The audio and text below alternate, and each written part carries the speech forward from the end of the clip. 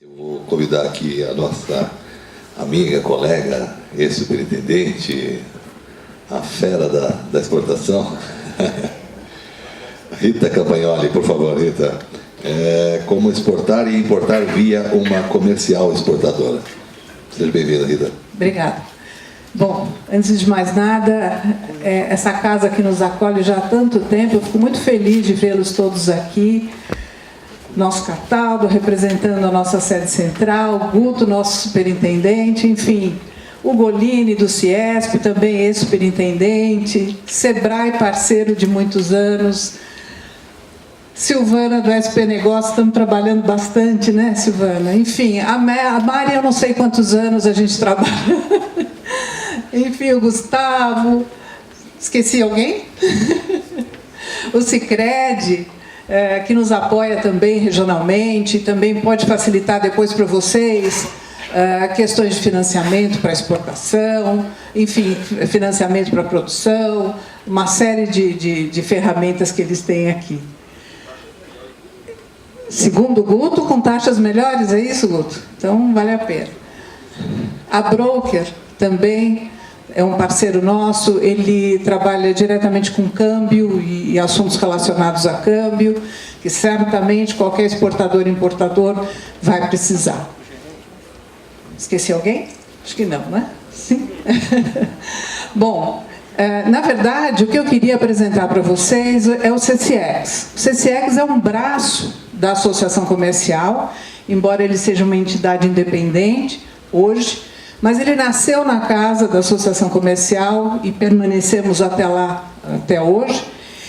E ele faz um trabalho muito interessante. Ele congrega as empresas comerciais, importadoras e exportadoras do Brasil, justamente como ferramenta para alavancar as exportações brasileiras, né? Esse é o nosso grande papel. Além de congregar a categoria, nós tentamos impulsionar o máximo possível as exportações brasileiras, porque nós acreditamos que é possível. E não é possível só para os grandes.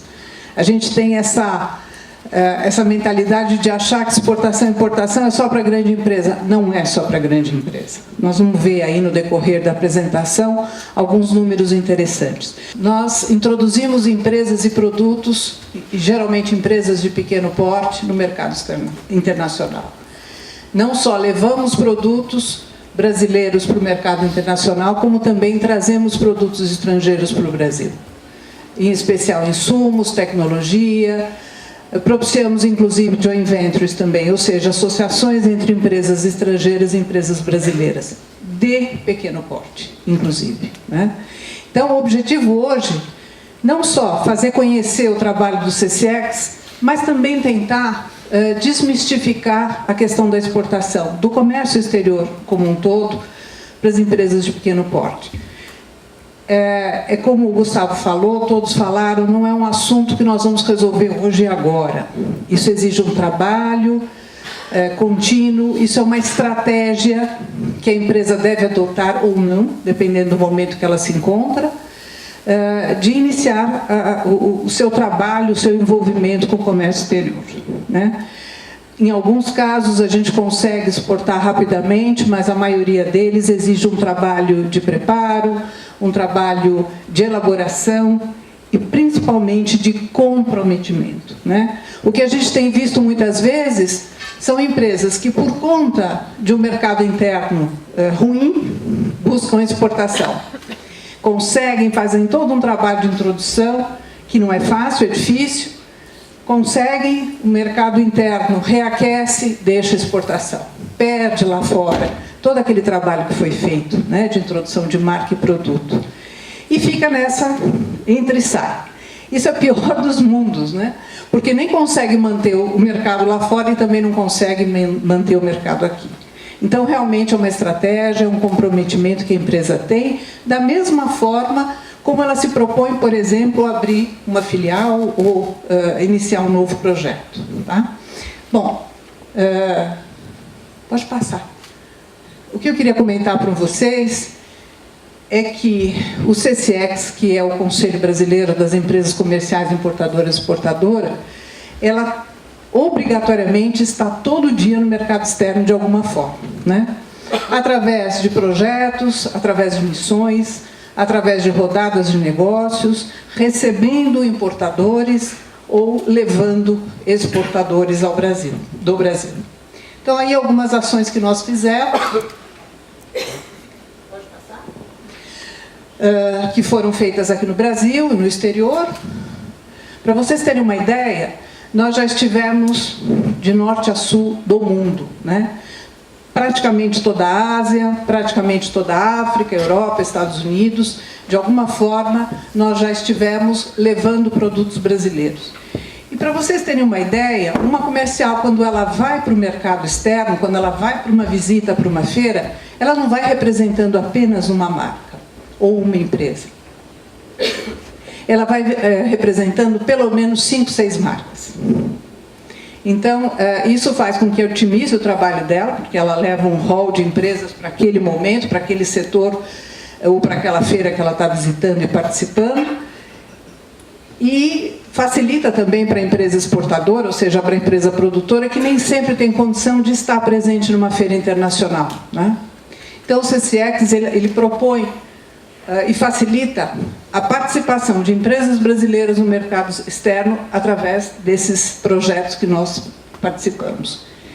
E todos os anos nós fazemos um encontro nacional. Congregamos as empresas produtoras, as comerciais, fazemos um encontro para discutir, inclusive, as nossas questões. O CCX tem uma cadeira. Eu não vou dizer uma cadeira, que seria muita pretensão da nossa parte, mas nós estamos lá, sempre que possível, discutindo as questões do comércio exterior, né? Levando todas as problemáticas, todas as dificuldades, sugerindo, inclusive, adequações, enfim, para que esse comércio cresça de uma forma ágil. Antes, eu sempre gosto de introduzir algumas informações que eu acho que são interessantes, para ver a nossa participação, como é que o Brasil está no mundo, né, nesse quesito de comércio exterior. Então, aí tem um pequeno mapinha, e tem demonstrado aí, desde 1950 até 2017, o que é que o Brasil participa no comércio exterior, importando e exportando, em relação ao mundo. Ou seja, com essa potencialidade que nós temos, né, com esse tamanho geográfico, é nada. Nós participamos com 1,23% em 2017. Isso que aumentou. Porque em 2015, se não me equivoco, nós estávamos com 1,1%. Nós tivemos um pequeno crescimento nesses 2 últimos anos. Ou seja, muito pouco, né? Nós temos potencial para ter uma participação muito maior. E aqui também eu achei interessante mostrar para vocês o comportamento da exportação brasileira por porte de empresa. Ainda, as pequenas empresas, as micro e pequenas, elas têm uma participação numérica interessante, mas como resultado ainda pouco, né? Mas o mais interessante de tudo isso é que, em 2016, também dados oficiais do MEDIC, nós tivemos a introdução de 4.843 novas empresas de pequeno porte, exportando pela primeira vez. Muitas vezes a gente vê, e isso enfim, não sou eu que digo, mas é corrente, de que as dificuldades são oportunidades. E nós vimos, né, e eu acho que isso é muito representativo das dificuldades que tivemos aí nos últimos anos, que forçaram, obrigaram de alguma forma, que essas pequenas empresas encontrassem outros caminhos, né? E aí está o resultado desses caminhos, ou seja, iniciaram as suas exportações. Como eu digo, é extremamente importante que isso dê continuidade, né? Que tenha o seu papel lá fora, que tenha o seu quinhão no mercado externo e que vai contribuir, inclusive, para que a gente aumente a nossa participação, enfim, nesse mercado globalizado.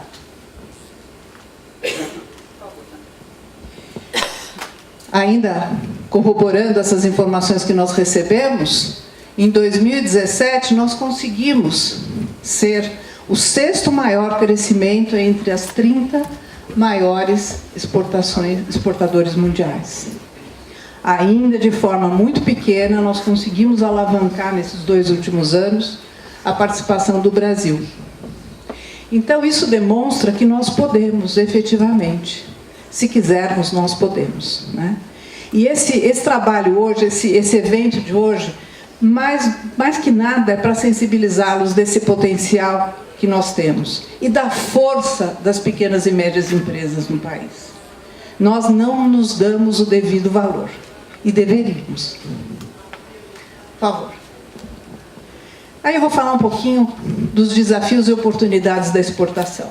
É desafiante? Sim, mas é extremamente interessante, né? Passado todo aquele trabalho de preparo, enfim, de plano de negócios, adequação com o IPT, a questão de gestão com o SEBRAE e assim sucessivamente, nós conseguimos a possibilidade de abrir novos mercados, né? Aumentar o nosso market share, aumentar a nossa escala de produção, consequentemente, aumentando a escala de produção, nosso custo acaba sendo menor, isso por si só já é muito interessante. Quando nós nos colocamos no mercado externo, nós vemos o que é que os concorrentes estão fazendo e automaticamente nós absorvemos novas tecnologias. Nós trazemos inovação, né, em todos os níveis, não só tecnológica, mas de processo, de marketing, enfim, uma infinidade de possibilidades acaba se abrindo quando nós abrimos essa janela no mercado externo. Geração de lucros, obviamente. Volta um pouquinho, Jander. Ou seja, crescemos no lucro, novos empregos, enfim, nós colaboramos, inclusive, com o crescimento econômico, divisas para o Brasil e assim sucessivamente.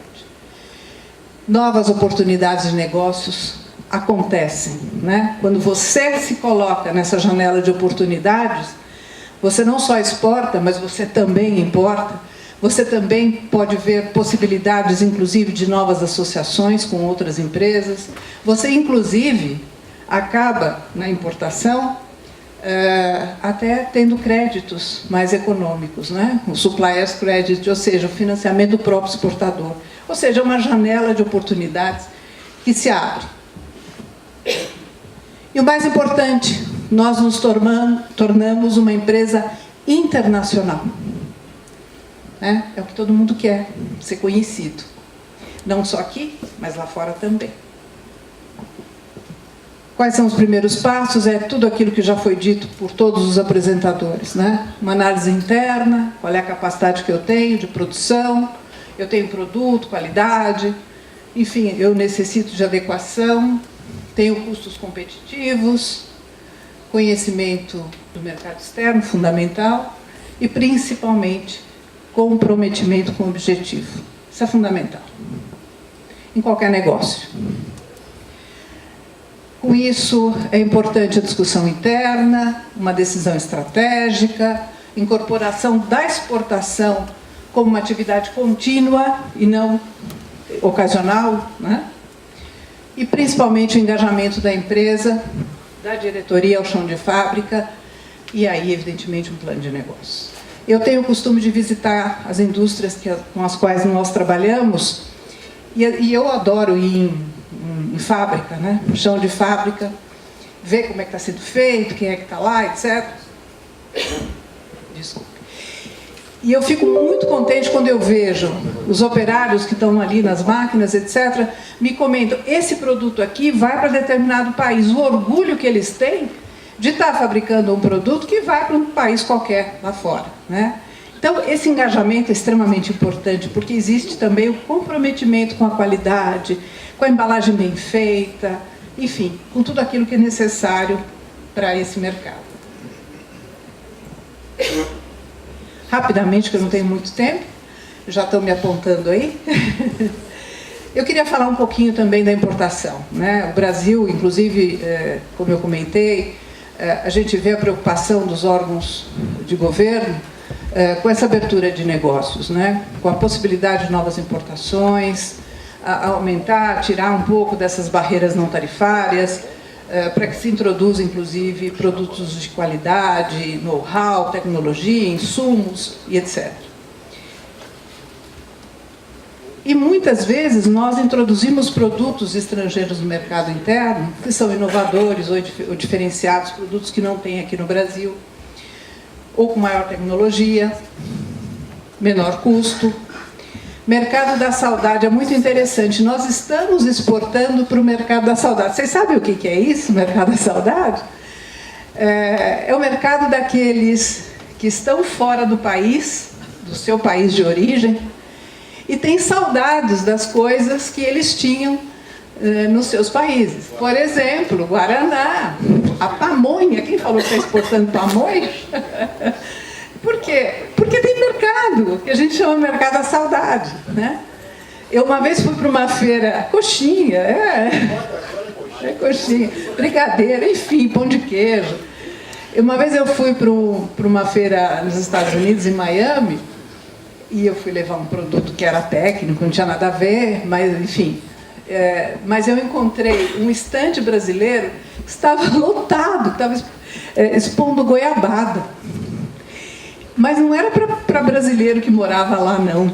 Era para todo o mercado mexicano ali. Eles adoram goiabada. Eu não sabia disso, né? Então, ele estava fazendo o maior sucesso com o stand de goiabada para esse mercado da saudade, né? Então, é extremamente interessante. Matéria-prima, evidentemente, né? E a importação também serve, muitas vezes, para questões de sazonalidade, né? Você fica menos dependente do mercado interno e também tem um menor custo na entre-safra, né? Muitas vezes. Antecipação às práticas da concorrência. Quando se observa as novas tendências e você corre na frente, você se diferencia no mercado interno trazendo produtos inovadores.